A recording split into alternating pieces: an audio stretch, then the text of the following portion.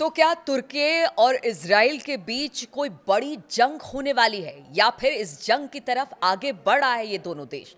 आज हम इसी पर बात करेंगे और ऐसा हम ये क्यों कह रहे हैं इस पर भी बातचीत होगी, क्योंकि पीछे कुछ दिनों में कुछ ऐसे हालात बने हैं जिससे इजराइल और तुर्की को लेकर बहुत सारी बातें हो रही हैं।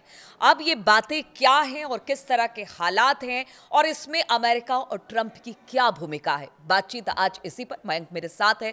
मयंक, ये जो दो देश है इजराइल और तुर्की, कहा यह जा रहा है कि हो सकता है आगे आने वाले दिनों में सब कुछ इन दोनों देशों के बीच ठीक ना रहे। ऐसा क्यों कहा जा रहा है, क्या वजह है, क्या ऐसे हालात बने हैं कि अब जंग की नौबत भी आ सकती है? ये जो चर्चा सोशल मीडिया में बहुत तेजी से फैली कि क्या इजराइल जो है वो तुर्की पर हमला कर सकता है, इसके 3-4 वजह हैं जो कि समझने की ज़रूरत है। और बार बार हमारे दर्शक की बात पूछ रहे हैं, कमेंट कर रहे हैं कि क्या वाकई तुर्की और इजराइल की जंग हो सकती है या बात तक बात रह जाएगी। देखिए क्या हुआ, आज से कुछ दिनों पहले की बात है कि इजराइल के एक एजुकेशनिस्ट हैं और पॉलिटिशियन हैं, उनका नाम है मीर मसरी। इन्होंने एक पोस्ट किया और उसमें उन्होंने लिखा कि आज कतर कल तुर्की। देखिए जिस तरह से कतर पर हमले हुए हमास के नेताओं पर, उसके बाद से ये चर्चा छिड़ गई थी कि क्या अगला हमला अब अंकारा में होने वाला है, तुर्की में होने वाला है, क्योंकि हमास की एक बड़ी लीडरशिप जो है वो तुर्की में मौजूद है। देखिए तुर्की नेटो का सदस्य है। अब ये मान के चला जाता है, एक जनरल अंडरस्टैंडिंग होती है, ऐसा माना जाता है कि इजराइल कभी तुर्की पर हमला नहीं करेगा क्योंकि वो नेटो का सदस्य है और अगर तुर्की पर हमला करेगा तो पूरे नेटो पर हमला माना जाएगा। तो इसलिए जो है हमास की एक लीडरशिप भी ये मानती है कि तुर्की पर हमला नहीं करेगा। लेकिन जिस तरह से कतर पर हमले हुए उसके बाद इस तरह के बयान सोशल मीडिया में आने लगे। जैसे मैंने आपको बताया, इजराइल के एक बड़े जो पॉलिटिशियन और एजुकेशनिस्ट हैं मीर मसरी, इन्होंने एक पोस्ट किया, उस पर उन्होंने लिखा कि आज कतर कल तुर्की। ये एक बड़ा डिबेट का मुद्दा बन गया। उसके बाद जो है तुर्की की तरफ से इस पे एकदम शार्प कमेंट आया और जो राष्ट्रपति हैं एर्दोगन, उनके सीनियर सलाहकार हैं, उन्हों की तरफ से कहा गया कि उन्होंने इजराइल के लिए ये बात कही। और जो ये मिस्री ने जो पोस्ट किया था कि आज कतर कल तुर्की, उनको उन्होंने जवाब दिया।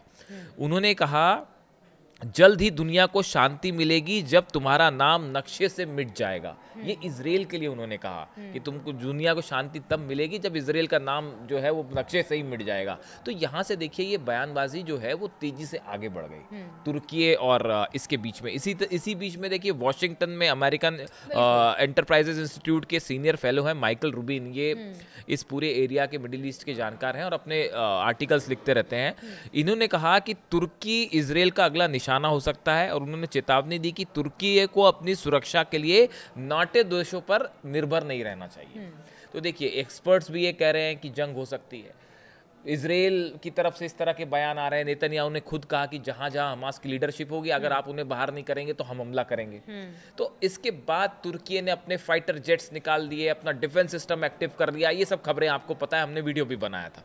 अब इसमें एक जो नया डेवलपमेंट आया है जिससे आप ये कहिए कि इजराइल को 440 वोल्ट का झटका दे दिया है डोनाल्ड ट्रंप ने और तुर्की ने। अब ये खबर क्या, हाल ही में आपने देखा कि व्हाइट हाउस में, आपको टोक रही हूँ यहाँ पे, क्या इन्हीं सब बयानबाजी के बाद ही डोनाल्ड ट्रंप और एर्दोगन की मुलाकात हुई? देखिए क्या हाँ, इसको हम इससे जोड़े? नहीं, ये मुलाकात जो है यूनाइटेड नेशंस का जो जनरल असेंबली की मीटिंग थी उसके बाद ये मुलाकात हुई और 2019 के बाद हुई है। ये बड़ी मीटिंग इसलिए मानी जा रही है, 2019 के बाद ये मीटिंग हुई। अब इसमें हुआ ये कि एर्दोगन मौजूद थे, डोनाल्ड ट्रंप व्हाइट हाउस में मौजूद थे। अब जब ये मीटिंग शुरू होने वाली थी उसके पहले डोनाल्ड ट्रंप की तरफ से बयान आया। देखिए अमेरिका ने F-35 जो फाइटर जेट्स हैं, तुर्की डिमांड कर रहा है इसकी काफी समय से कि आप हमें दे दीजिए, तो अमेरिका ने इसे देने से मना कर रखा है। इसकी वजह क्या है पहले ये समझिए।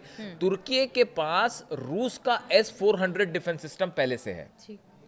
अमेरिका ये पॉलिसी बना के चलता है कि जिस भी देश के पास S-400 सिस्टम रूस ने दे रखा है उसको हम F-35 नहीं देंगे।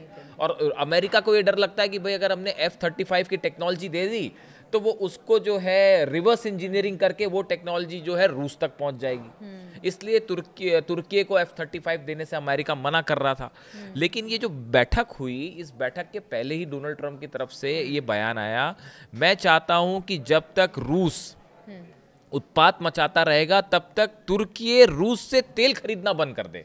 अब डोनाल्ड ट्रंप ने अपनी वही शर्त रख दी जो पूरी दुनिया के सामने वो रख रहे हैं। उन्होंने ये कहा कि भाई तुर्की जो है वो रूस से तेल सीधे खरीदना, बात नहीं बन रही है तो अलग अलग देशों पर दबाव बनाकर इस तरह उन्होंने ये कहा कि सबसे अच्छी बात वो ये कर सकते हैं, तुर्की एर्दोगन के लिए कह रहे हैं कि कर सकते हैं कि रूस से तेल और गैस ना खरीदें। तो अब डोनाल्ड ट्रंप अपना, अमेरिका अपने एजेंडा पे चल रहा है कि किसी भी तरह से रूस पर दबाव बनाना है। और देखिए जो टर्की है वो टर्की एक बड़ा पार्टनर है रूस का ट्रेड के मामले में। बताया जाता है कि चौथे नंबर का उसकी रेटिंग होती है और सबसे ज़्यादा जो है कच्चा तेल होगा या फिर आप गैस देखिए, इस तरह की चीज़ें खरीदने में तुर्की का बड़ा रोल होता है। रूस से चीज़ें खरीदता है, S-400 भी ले रखा है। अब देखिए ये जब मीटिंग हुई, इस मीटिंग के बाद मीटिंग में इस तरह की बातें कही गई, इस तरह की बात निकल के सामने आई कि हम आपको F-35 देने के लिए तैयार हैं, जो आप पर रोक लगी है हम उसको हटा देंगे। हम आपको F-35, आप S-400 भी रखिए।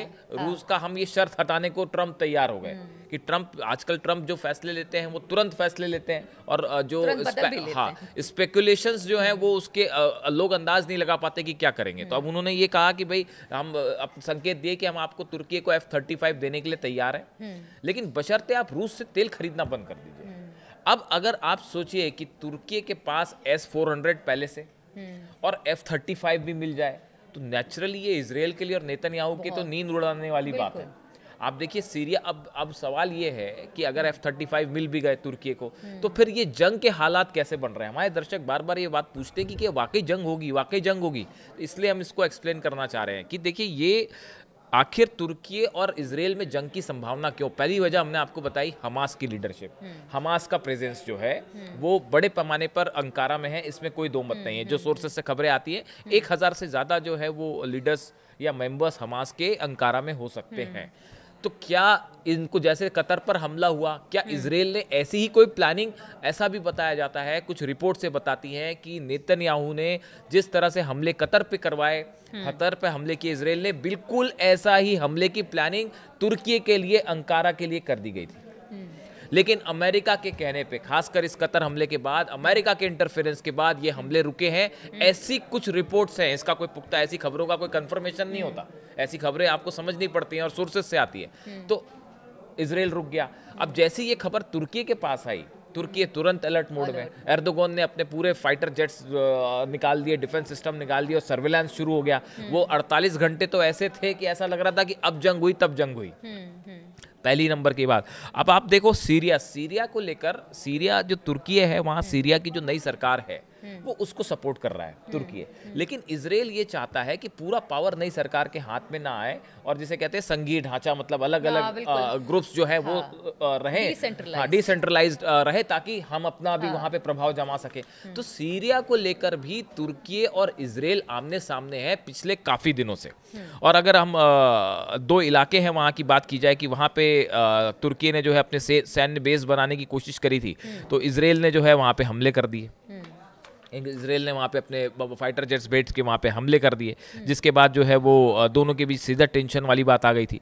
जो तुर्की के विदेश मंत्री हैं हकान फिदान ने अगस्त में इजराइल के साथ आर्थिक और व्यापारिक संबंधों को सस्पेंड करने की घोषणा की थी, जिसके बाद ये हालात और तेजी से बिगड़े। देखिए कभी किसी दो कंट्रीज के बीच में जंग हो, उसके पीछे कई सारी चीज़ें होती हैं, उसके पहले कई चीज़ें शुरू हो जाएंगी। आपके बायलैटरल रिलेशंस खत्म हो जाएंगे, इकोनॉमिक टर्म्स खत्म हो जाएंगे, उसके बाद बयानबाजी शुरू होगी, फिर उसके बाद टेंशन बिल्डअप होगा, फिर उसके बाद हथियारों पे बात आ जाएगी। तो आप देखिए ये जो एस्केलेशन है ये धीरे धीरे बढ़ता जा रहा है तुर्की और इजराइल के बीच में, और ये पूरे मिडिल ईस्ट में एक नए विवाद को जन्म देने की स्थिति में आगे बढ़ रहा है। अब देखिए ये इजराइल को लेकर ये हालात है। दूसरी तरफ तुर्की ने ये जो मैंने आपको बताया सीरिया के दो इलाके हैं होम्स और हमा, यहाँ सैन्य ठिकाने की बनाने की कोशिश की तुर्की ने, तो इजराइल ने फौरन फाइटर जेट भेज दिए, दोनों जगह हमले कर दिए। तो ये सीधी चुनौती थी तुर्की को, एर्दोगन को ये सीधी चुनौती थी कि भाई आप अगर अपना प्रभाव जमाने की कोशिश करेंगे तो हम उस पर एयर स्ट्राइक कर देंगे। 2-3 बातें हो गई, हमास हो गया, सीरिया हो गया, और प्लस इसके अलावा जिस तरह से हमले हुए तुर्की के शहर पर, वो भी एक बात हो गई, और बहुत सारी ऐसी चीजें। एक और बड़ी बात, साइप्रस जो है, साइप्रस तुर्की का दुश्मन है, दोनों के बीच में लड़ाई चलती है, काफी 1974 से चल रही है लड़ाई। अभी हाल ही में एक हमने वीडियो बनाया पीछे कि इजराइल ने अपना एयर डिफेंस सिस्टम जो है वो साइप्रस को भेज दिया है। अपना एयर डिफेंस मिसाइल्स जो हैं वो साइप्रस को भेजी हैं तुर्की के खिलाफ। अब इसको इस तरह से भी देखा गया कि अगर जंग के हालात बनते हैं और तुर्की की तरफ से कोई मिसाइल हमले होते हैं तो उसको नाकाम करने में साइप्रस के बॉर्डर पे लगा ये जो डिफेंस सिस्टम है जो कि इजराइल ने भेजा, ये वहां पे तैनात कर दिया है ताकि हमले को रोका जा सके। दुश्मन का दुश्मन दोस्त। हाँ, तो अब देखिए ये काफी सारे जो डेवलपमेंट हैं वो इस तरफ इशारा कर रहे हैं कि मामला जो है, देखिए अमेरिका का एम बिल्कुल क्लियर है, डोनाल्ड ट्रंप की पॉलिसी साफ है कि किसी भी सूरत में रूस पर दबाव बनाना है और तेल व्यापार रोकना है। तो दबाव बनाना, यही सवाल पूछना चाह रहे थे। जो ट्रंप खिचड़ी पका रहे, एक तरफ वो इसराइल के साथ रहने की बात करते हैं, दूसरी तरफ F-16 तुर्की को देने की बात करते हैं। ऐसे तो हालात कैसे सुधरेंगे?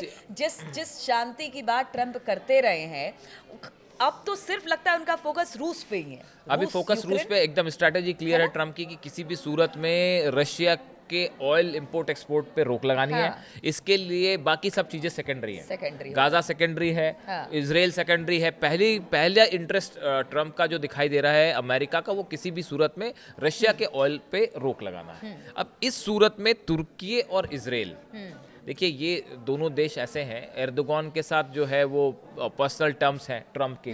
खैर पर्सनल टर्म्स की जहाँ तक बात है तो वो एक अलग चीज़ होती है, और जब आप युद्ध की बात कर रहे होते हैं तो वो एक अलग चीज़ होती है। तो अब एर्दोगान के साथ ट्रंप की अगर डील हो जाती है F-35 को लेकर, जो हमारा मेन टॉपिक का मुद्दा है, कि अगर तुर्की के पास F-35 जेट्स आ जाते हैं, S-400 रूस का पहले से मौजूद है, तो आप सोचिए कि इजराइल के लिए तुर्की को निशाना बनाना बहुत मुश्किल हो जाएगा। चुनौती कितनी हाँ, बड़ी हो बहुत जाएगी। मुश्किल हो जाएगा। S-400 को क्रॉस करके रशिया को अटैक करना, रशिया के S-400 को क्रॉस करते हुए तुर्की पर अटैक करना, ये ऑलमोस्ट नेक्स्ट टू इम्पॉसिबल हो जाएगा इजराइल के लिए। और साथ में अगर F-35 जेट मिल जा रहे हैं तो ये पूरे एरिया का समीकरण बदल के रख देगा। और सबसे इसमें एक बड़ी इंटरेस्टिंग बात है कि अगर ऐसा कुछ होता है तो नेचुरली ईरान तो इजराइल के खिलाफ खड़ा हुआ है। तो ऐसी सिचुएशन में आप सोचिए कि अगर इजराइल और तुर्की के बीच में जंग हो रही है और ईरान ने अगर भी मोर्चा खोल दिया इजराइल के खिलाफ, और देखिए इजराइल कितने मोर्चों पर लड़ेगा, पहले ही वो कई मोर्चों पर लड़ रहा है, और अगर तुर्की ने भी अपना मोर्चा खोल दिया तो बड़ी मुश्किल हो जाएगी। अब ऐसे हालात में अमेरिका जो कोशिश कर रहा है वो ये कि रूस के ऑयल व्यापार पर भी रोक लगे और मिडिल ईस्ट में भी जो है वो हालात ना बिगड़े। क्योंकि देखिए ये जिस तरह से ये कतर पर हमले हुए, उसके बाद बड़ा जबरदस्त गुस्सा था मुस्लिम देशों में, लेकिन अमेरिका की परमिशन के बिना इजराइल के खिलाफ कार्रवाई नहीं हो सकती। ये भी एक सच्चाई है मिडिल ईस्ट की। अभी देखिए वेस्ट बैंक को लेकर साफ कह दिया उस ट्रंप ने कि देखिए अगर कब्जा करना चाहता है इजराइल या नेतन्याहू तो वो नहीं करने देंगे। तो देखिए दोनों चीजें हैं। अब ट्रंप का ये कहना कि भाई मेरी कतर के आमिर जो है उनसे बात हुई है और अमेरिका ने विश्वास दिलाया कि अगली बार इजराइल ऐसा नहीं करेगा, तो उन्होंने ये भी कह दिया। तो अब मुस्लिम कंट्रीज जो हैं वो उन्होंने बैठक की, OIC की बैठक हुई, सब कुछ हुई, बात हुई, लेकिन आप देखिए कोई कॉन्क्रीट चीज निकल के नहीं आई। ईरान की बात अलग है, ईरान पे आप हमला करोगे तो वो कहीं कोई चर्चा नहीं करता, सीधा मिसाइल मार देता है, वो एक अलग बात है, वो ईरान की सिचुएशन अलग है। तो अब आप देखिए कॉन्क्रीट कार्रवाई तो नहीं हो पाई इजराइल के खिलाफ कोई। अब ऐसे में नेतन्याहू का ये बयान कि जहां जहां हमास की लीडरशिप है हम उसको टारगेट करेंगे, तो नेचुरली तुर्की एक ऐसा देश था जो आमने सामने था। अब इस बीच में ये F-35 वाली नई बात, और जिस तरह से ट्रंप और एर्दोगान की मुलाकात हुई, उसके बाद एक बड़ा ये सेटबैक है इजराइल के लिए, इसमें दो मत नहीं है, अगर ये डील हो जाती है तो।